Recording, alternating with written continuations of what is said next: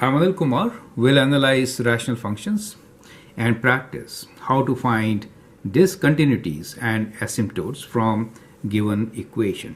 So I've taken 5 equations here for practice. These are similar looking, but they'll have very different results. Now let us check what are the vertical asymptotes, holes, and horizontal asymptotes for these rational functions.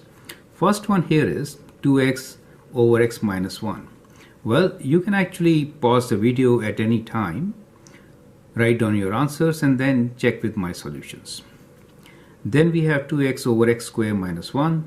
Then we just changed it to 2 times x plus 1 divided by x square minus 1. Then we have brought x square minus 1 on the top, 1 minus x square divided by x minus 1.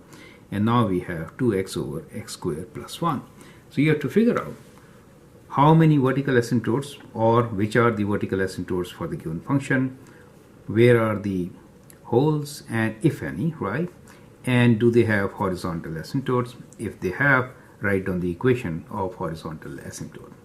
So let's begin with the very first one, 2x divided by x minus 1. When we talk about the vertical asymptotes, we are looking for denominator to be 0, right?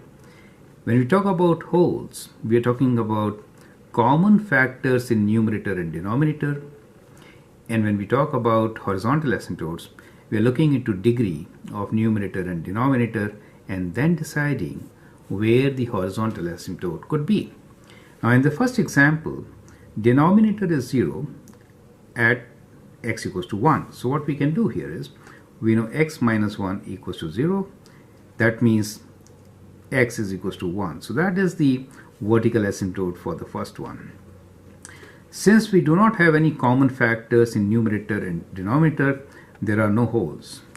As far as the horizontal asymptotes are concerned, their degree is same. And whenever you have same degree for numerator and denominator, both are linear, then the horizontal asymptote will be y equals to ratio of leading coefficients. So it will be y equals to 2 over 1, which is 2. So that is the result for the very first one. Now let's look into the next one, which is 2x divided by x square minus 1. Now let me equate x square minus 1 to 0. What do I get? I get x equals to 1, or let's say x square equals to 1, and that simplifies to x equals to square root of 1, and always plus and minus sign comes. So we get x equals to plus minus 1 as the 2 vertical asymptotes. So this one has 2 vertical asymptotes. Well, you could have also written this equation as 2x over x plus 1 times x minus 1. Factor the denominator. And if you do so, you clearly see that we have 2 vertical asymptotes. There are no common factors between numerator and denominator. So the vertical asymptotes here are at x equals to plus and minus 1. In the previous case, there was one vertical asymptote that was at x equals to 1. Now how about the horizontal asymptote? Degree of numerator is less than the degree of denominator, right? This is higher. So y equals to 0 is the horizontal asymptote. So if x is a very large number, positive or negative, then the whole function approaches 0. That's what it is, right? Now in this case, we are looking for the vertical asymptotes. If you see, the denominator could be written as, let me rewrite this function, as 2 times x plus 1 divided by, we could write this as x plus 1 times x minus 1. So when you write like this, you see there is a common factor x plus 1 which cancels off. Now this common factor leads to the whole. So we have a whole at x equals to minus 1. So this is 0 at x equals to minus 1. So the denominator x equals to minus 1 will not result in vertical asymptote. However, it will result in a whole, right? So that is what it is. As far as vertical asymptotes are concerned, it will have a vertical asymptote at this point, which is x equals to 1. Do you see that? So that is how we could find vertical asymptote and whole for the given function. Now how about the horizontal asymptote? If you compare the degree of numerator and denominator, here it is 1, there it is 2. So denominator degree is higher than the numerator, therefore y equals to 0 is going to be the equation of horizontal asymptote, right? So let me just draw a line here to demarcate, so we'll just draw a line here to write for the whole. This area we'll use for doing our calculations and also writing the vertical asymptote. Okay. Now this question here could be factored. 1 minus x squared over x minus 1 could be written as 1 minus x times 1 plus x divided by x minus 1. Do you see that?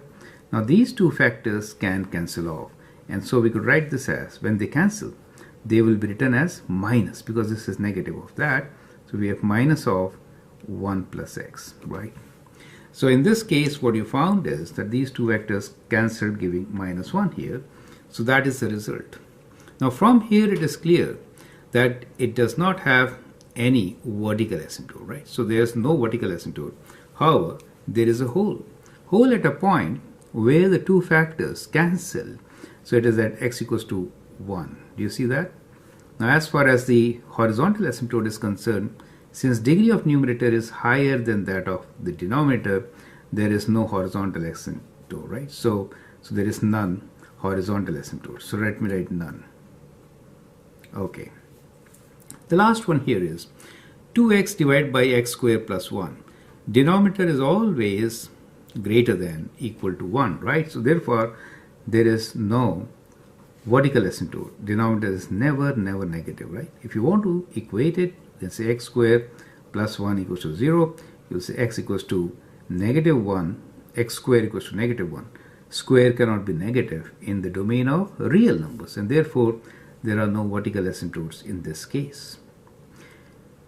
There are no holes also because there is no common factor which cancels in the numerator and denominator. So this is also none. Let me write none here. Okay.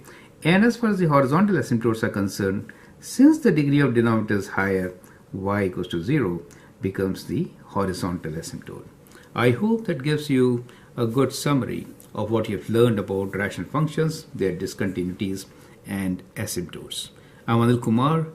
You should feel free to share questions with me. And if you like, you can like my videos. Thank you and all the best.